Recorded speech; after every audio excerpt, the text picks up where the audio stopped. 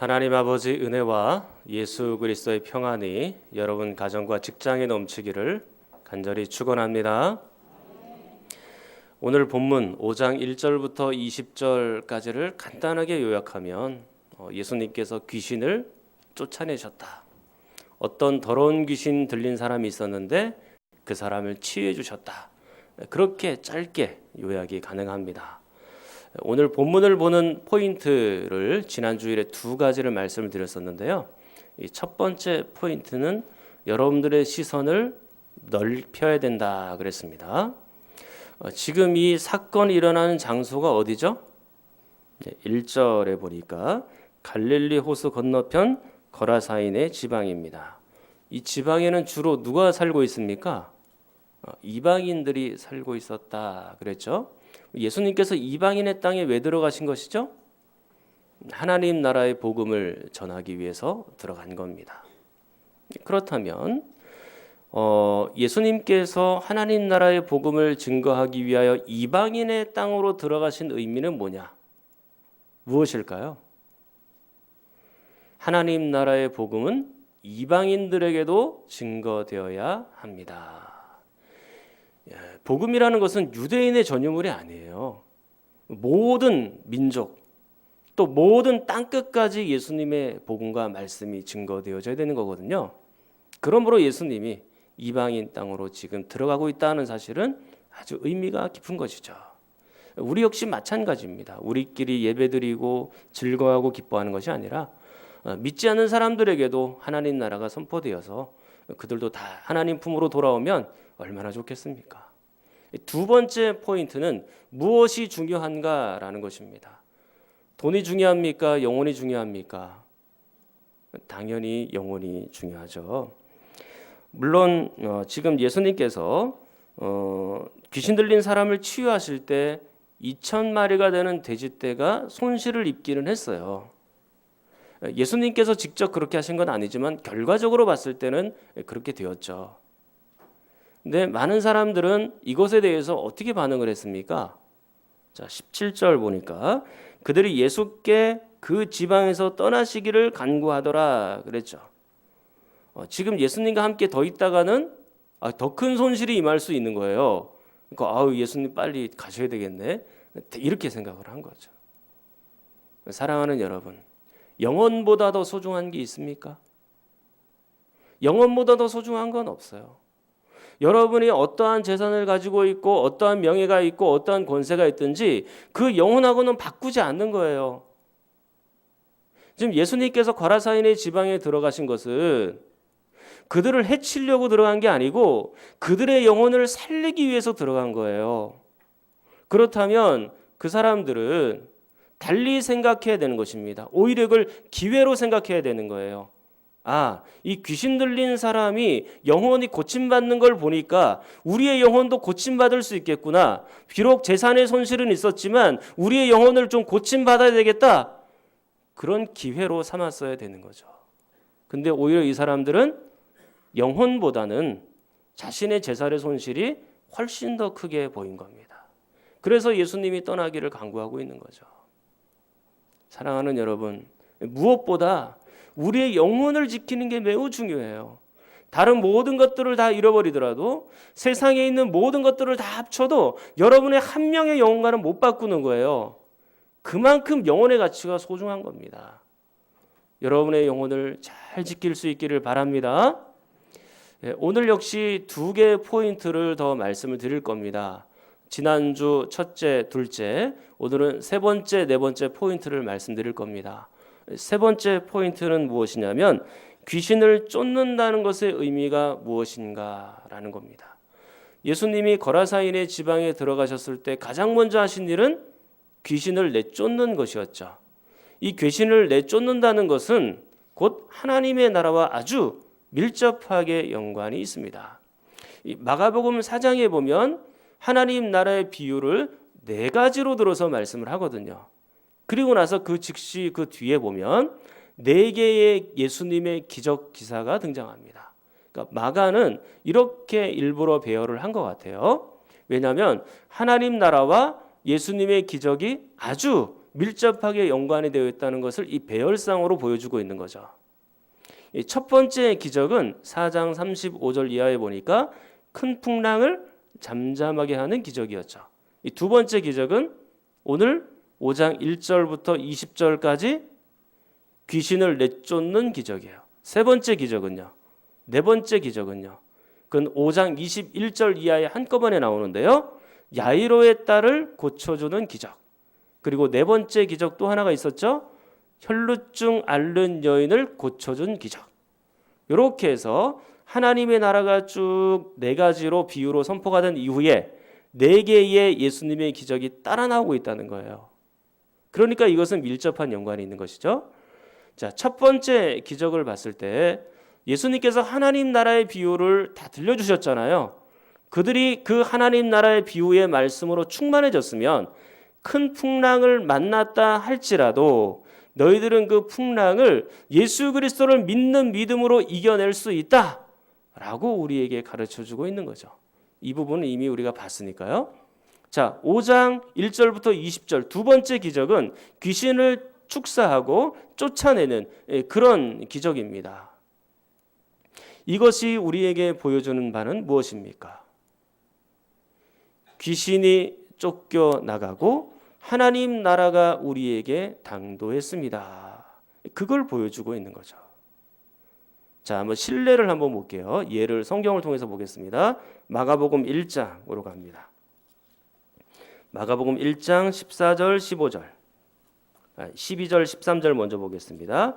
마가복음 1장 12절 13절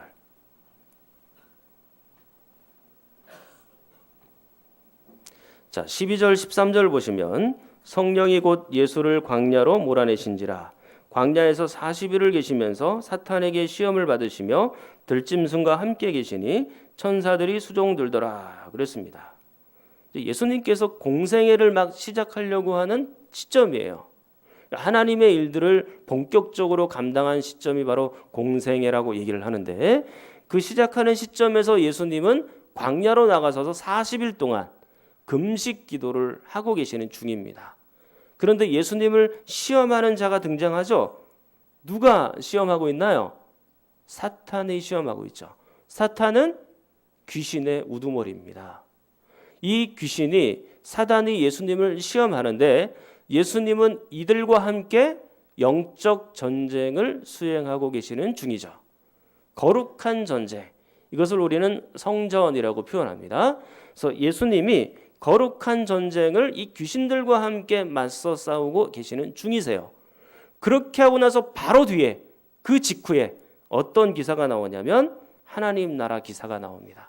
자, 14절 15절 여러분이 한번 읽겠습니다. 시작.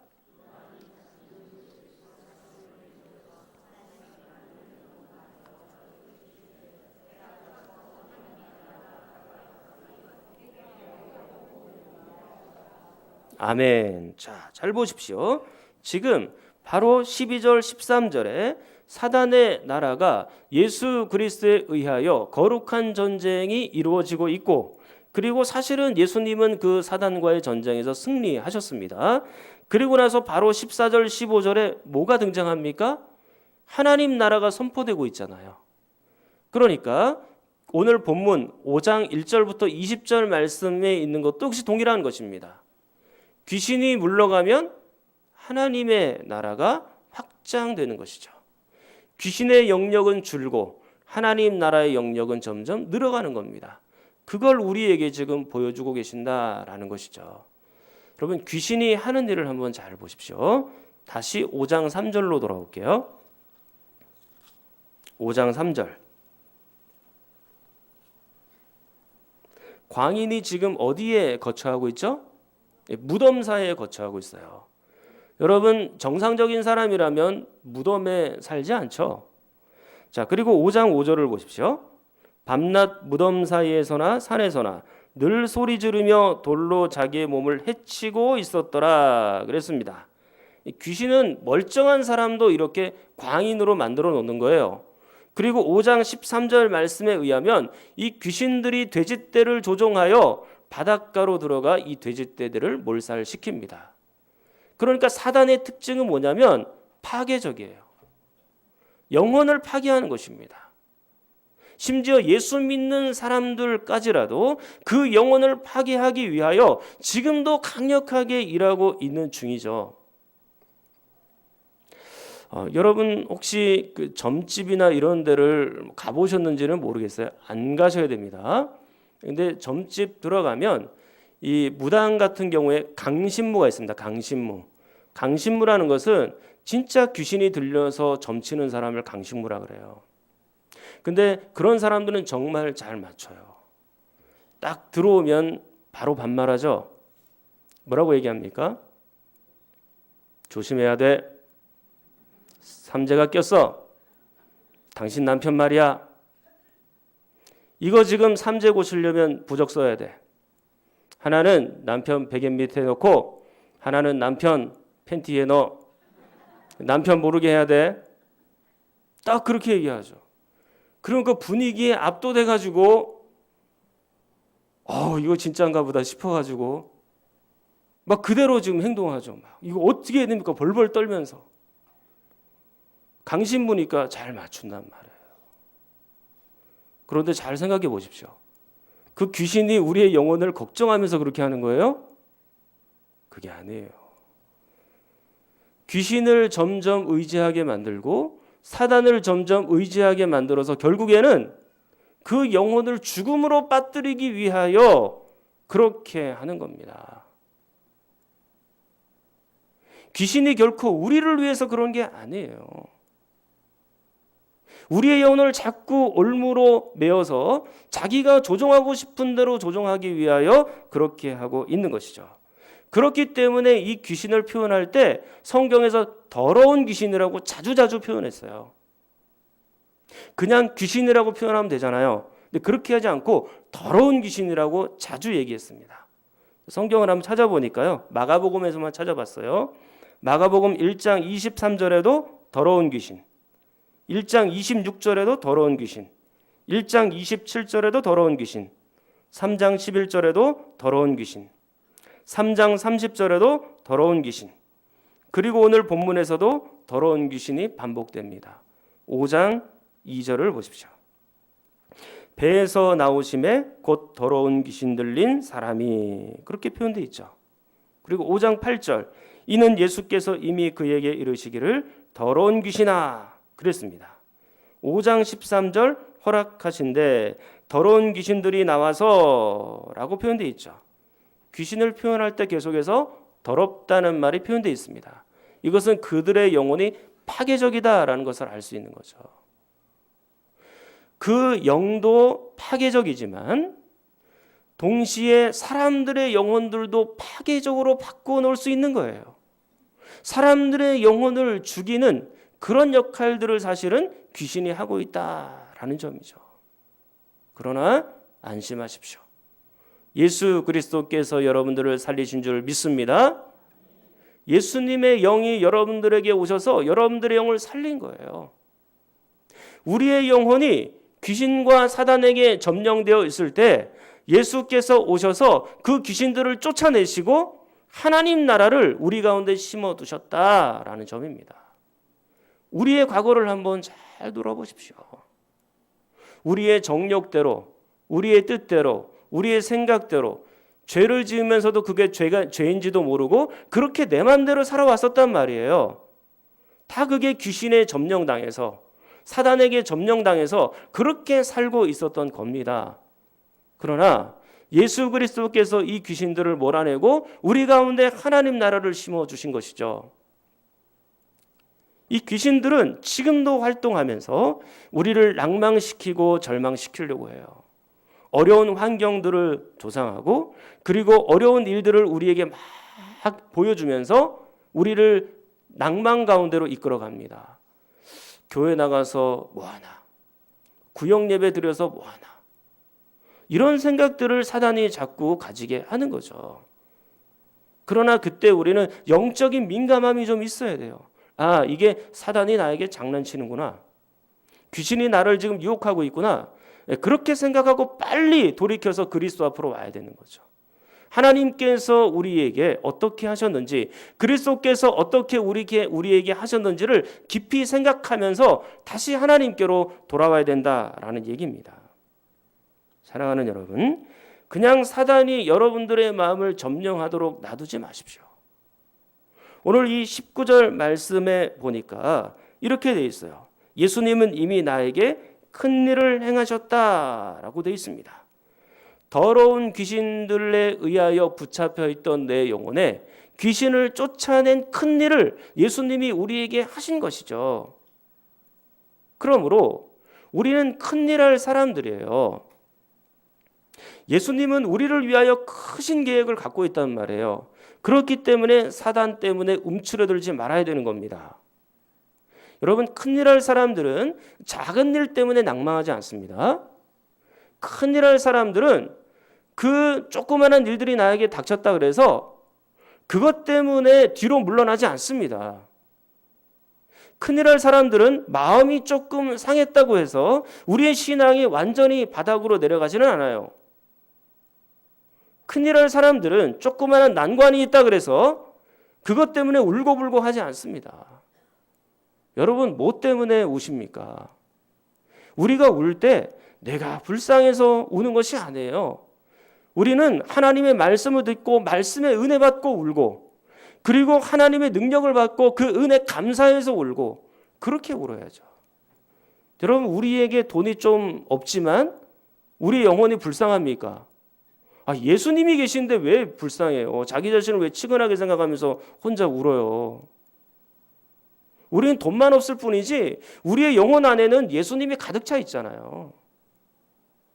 여러분, 오히려 돈 많고 예수님이 없는 사람이 불쌍한 사람들이에요. 그 사람들은 질질 짜면서 울어도 돼요. 그런데 여러분들은 아닙니다. 예수님이 우리 안에 계시지 않습니까? 사랑하는 성도 여러분, 예수님은 이미 우리 영혼에서 이 귀신들을 다 몰아내고 하나님의 나라를 이루었습니다. 하나님의 나라를 당독케 하셨습니다. 그러므로 우리가 다시 옛날 방식으로 돌아가서 사단이 시키는 대로 그렇게 살면 안 되는 거죠. 저는 여러분이 귀신에게 사로잡혀서 더러운 영으로 사는 것이 아니고 예수 그리스도의 정결하고 거룩하고 깨끗한 영으로 그렇게 살아갈 수 있기를 간절히 축원합니다. 이제 본문을 보는 네 번째 포인트예요. 5장 17절을 먼저 한번 읽어보겠습니다.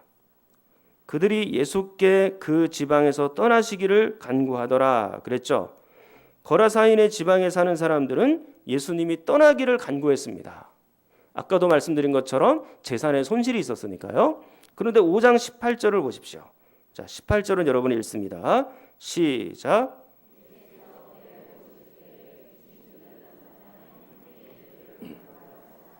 잘 보십시오.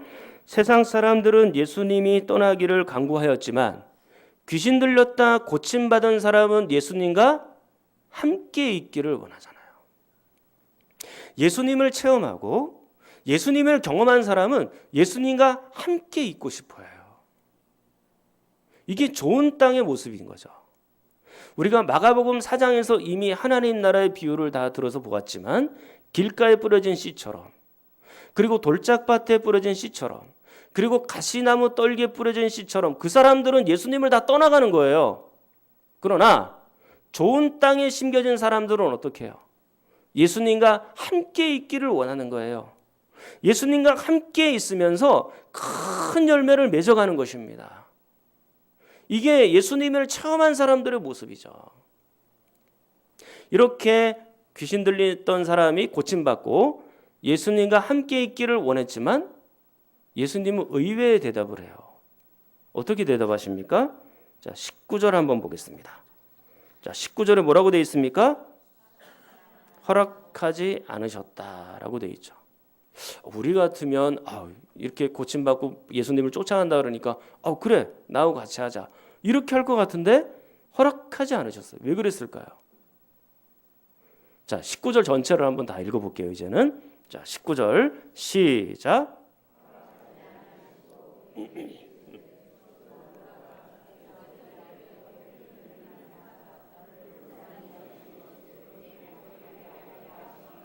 아멘. 자, 함께 하는 것을 허락하지 않은 이유는 이 귀신 들린 사람에게 사명을 주기 위함인 것이죠. 어떤 사명, 어떤 미션인 겁니까?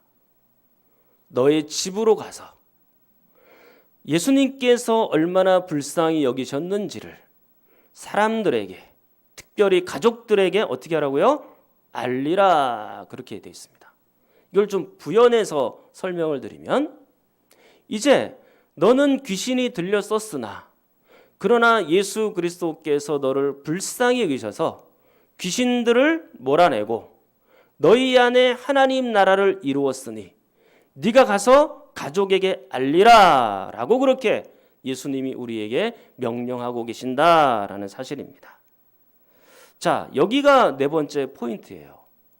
지금까지 예수님을 봤을 때, 마가복음에서만 예수님을 봤을 때 예수님을 알리지 말라 그랬잖아요, 사람들에게. 예수님이 기적을 일으키고 나서도 야, 알리지 말아라, 조용해라, 그렇게 이제까지 경고했단 말이에요. 그런데 지금 여기서는 알리라고 돼 있어요. 이게 어떤 것입니까? 실제로 마가복음 1장 44절에 보면 예수님께서 나병 환자를 고치시고 난 뒤에 이렇게 말씀하죠. 이르시되 삼가 아무에게 아무 말도 하지 말라. 아무한테도 예수님의 정체를 말하지 말라는 거예요. 자, 마가복음 3장 12절에도 병 고치고 귀신 들린 사람들을 내쫓은 이후에 예수께서 자기를 나타내지 말라고 많이 경고하시니라, 이렇게 말씀합니다. 자, 이렇게 예수님을 말하지 말라고 경고한 장소가 중요해요. 자, 마가복음 1장과 3장에서 그 장소는 어디입니까? 유대 땅이에요, 유대 땅. 그러니까 유대인들에게는 지금 알리지 말라고 얘기를 한 거죠. 아직 때가 아니라는 거예요. 자, 이것은 지금 유대인들에게 있었던 메시아 간의 밀접하게 연관이 되어 있는 것인데, 지금 구약의 이 다윗 왕이 있지 않습니까? 이 다윗 왕은 그들에게 가장 이상적인 왕이에요. 영토를 확장하고 그리고 가장 안정적이고 경제적으로도 괜찮고 그런 시기가 다윗 왕이에요. 그런데 그런 왕을 이 유대인들이 계속 기다리고 있는 거예요. 근데 예수님께서 오셔서 하는 거 보니까 예수님이 어떻게 해요? 병도 고치고 그리고 귀신도 쫓아내고 사람들에게 먹을 것도 막 나눠주고, 그리고 예수님이 권세 있는 가르침을 가르치는 거 보니까 야, 이분이 바로 이 다윗 왕처럼 우리에게 오신 분이구나, 그렇게 생각을 한 거죠. 그러니까 물론 예수님이 다윗 왕의 후손으로 온 건 맞아요. 그리고 하나님 나라의 왕으로 온 것도 맞습니다. 그런데 지금 이 사람들이 생각하는 것은 순전히 육적인 거예요. 정치적인 왕으로만 생각한 거죠. 세상적인 왕으로만 생각한 거죠. 그러나 예수님은 하나님 나라의 왕으로 오셨고 그들에게 군림하는 왕이 아니고 그들을 잘 살게 해주는 왕이 아니라 그들을 섬기러 오시는 왕이죠. 이런 메시아간에 대한 오해가 지금 이 유대인들에게 있었기 때문에 예수님을 아무에게도 알리지 말라고 경고하신 거예요. 아직은 때가 아니니까. 그런데 지금 유대인의 땅이 아니라 지금 이 땅은 어느 땅이라 그랬습니까? 이방인의 땅이잖아요. 이방인의 땅이면 우리가 이해가 되죠. 왜냐하면 이 사람들은 메시아가 누군지, 다윗 왕이 누군지 잘 모르는 사람들이에요. 그러니까 순수하게 예수 그리스도를 하나님의 아들로 받을 수 있었다는 얘기입니다. 그렇기 때문에 가족들에게 가서 알려도 전혀 지장이 없는 거죠. 자, 이렇게 고침받은 이후에 이 사람이 지금 이제 어떻게 합니까? 자, 20절 말씀. 이 명령을 받고 이제 20절 이렇게 말씀하고 있습니다. 자, 20절 읽겠습니다. 시작.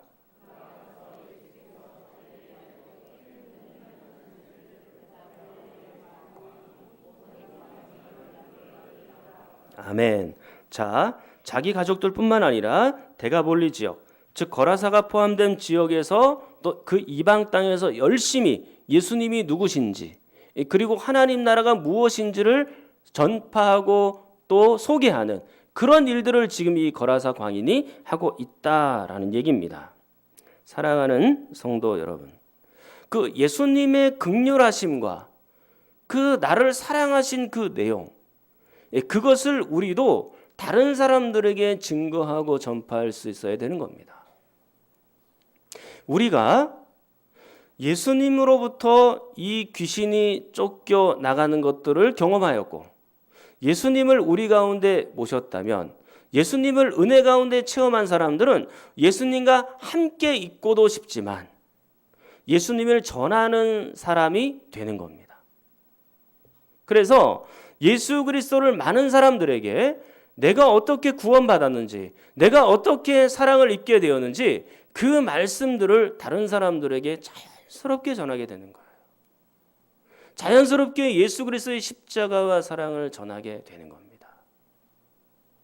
여러분, 이 학창 시절에 이제 방학이 있었잖아요.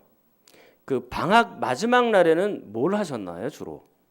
내일이 개학이에요. 오늘 방학 전날이에요. 그럼 뭐 하셨습니까?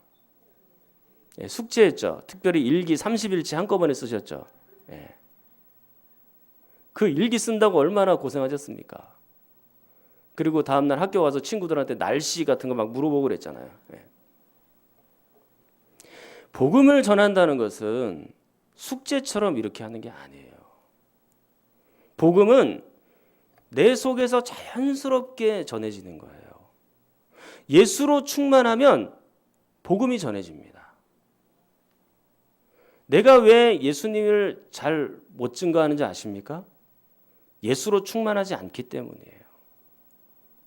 예수로 충만하면 나를 통해서 이 하나님 나라의 복음을 자연스럽게 막 얘기하고 자랑하고 싶어져요. 여러분, 혹시 만약에 그런 일은 없어야 되겠지만 여러분이 교통사고를 만났다 칩시다. 여러분들이 교통사고를 만나려고 하는데 어떤 신사분이 와서 여러분들을 탁 밀어내고 여러분 대신 그 차에서 깔려 돌아가셨어요. 그러면 여러분들은 그 신사분에 대해서 어떤 마음이 들겠어요? 너무 감사하고 너무 고맙고 그분 때문에 막 눈물 흘리면서 많은 사람들에게 얘기하고 자랑하고 그렇게 하지 않으시겠어요? 예수님께서 여러분들을 위해서 어떻게 하셨습니까? 예수님은 하나님 그 자체예요. 예수님은 스스로 존재하시는 분입니다. 예수님은 영원히 불변하신 분이시죠. 예수님은 모든 것들을 다 하시고 모든 것들을 다 하실 수 있는 전지전능한 하나님이십니다. 예수님은 한계가 없는 무한한 분이에요. 그런데 그 예수 그리스도께서 이 땅에 오셔서 무엇을 하시고 어떻게 하셨습니까? 여러분들을 위하여 십자가에서 죽으시고 처참한 모습으로 자기의 살과 피를 다 내어놓으신 그런 분입니다. 그렇다면 사람이 사람을 살려도 그 고마움을 잊지 않는데 하나님 대신 예수 그리스도께서 우리를 살려주신 거잖아요. 그러면 그것이 감사해가지고 막 사람들에게 예수님에 관하여 증거하고 이야기하고 나를 얼마나 사랑하셨는지를 많은 사람들에게 전하며 그렇게 살지 않겠습니까? 그게 우리의 당연한 모습이고 자연스러운 모습이다라는 것입니다. 평생 갚아도 빚진 자 되어 주님의 빚진 자 되어 주님 가신 길 택하였건만 눈물만 솟구치네 생명 주시니 주님이시라 능력 주시니 주님이시라 말씀 전하여 복음 전하여 주님의 빚을 갚으리. 내가 예수 그리스도의 사랑의 빚을 지고 사는 사람이에요. 말씀 전하고 복음 전하여 조금이라도 그 빚을 갚기를 원하는 거죠. 숙제처럼 하는 게 아니라 정말로 예수님 때문에 충만해졌기 때문에 기쁜 마음으로 단마음으로 다른 사람들에게 전하는 겁니다. 오늘 이 거라사 광인의 모습을 보십시오. 그렇게 하고 있지 않습니까? 오늘 말씀을 정리하도록 하겠습니다. 5장 1절부터 20절까지 그 사이에 볼 수 있는 포인트가 네 가지가 있었습니다. 첫 번째로는 여러분들의 시선을 넓히시라는 거죠. 두 번째는 무엇이 중요한가라는 것입니다. 세 번째는 예수님께서 귀신을 축출하신 것이 어떤 의미가 있는가라는 거죠. 그것은 하나님 나라의 확장을 말하는 겁니다. 그리고 네 번째, 지금 이 이방인 지역에서 예수님께서 이 광인에게 밖으로 나가서 가족들과 사람들에게 예수님을 증언하고 예수님의 사랑을 얘기하라 그랬죠. 그렇게 하신 것은 그 지역이 이방인 지역이기 때문에 예수님을 오해함이 없이 잘 전달할 수 있었기 때문이다라는 점입니다. 사랑하는 성도 여러분, 오늘 우리 귀에 이 말씀이 쟁쟁해요. 19절 말씀에 있는 것처럼 너를 불쌍히 여기신 것을 내 가족에게 알리라. 너를 사랑하신 것을, 너를 정말로 긍휼히 여긴 것을 너희 가족들과 사람들에게 알리라고 했습니다. 이 거라사 강인에게 하셨던 명령이 곧 우리의 명령이 되어서 많은 사람들에게, 또 여러분들의 가족 중에 아직도 하나님을 알지 못하고 생명을 잃어버려 있던 그 사람들에게 이 복음의 말씀, 하나님의 나라 말씀을 잘 증거하여 모든 귀신들이 그들 가운데서 다 떠나가고 하나님의 나라가 그들 가운데 당도되기를, 그리고 하나님 나라가 확장되기를 간절히 축원합니다. 우리 한번 통성으로 기도하겠습니다. 하나님 아버지, 우리 영혼에서 귀신이 쫓아나가지고 하나님 나라가 임하게 하심을 진심으로 감사합니다. 생명 주심을 감사합니다. 그 예수님과 영원히 함께하고 싶습니다. 그 예수님을 열심히 전하고 싶습니다. 우리를 사용하여 주시옵소서. 하나님을 전하는 도구로 우리를 사용하여 주시옵소서. 우리 성경 잔원인과 몸이 아픈 분들을 위해서도 함께 기도합니다.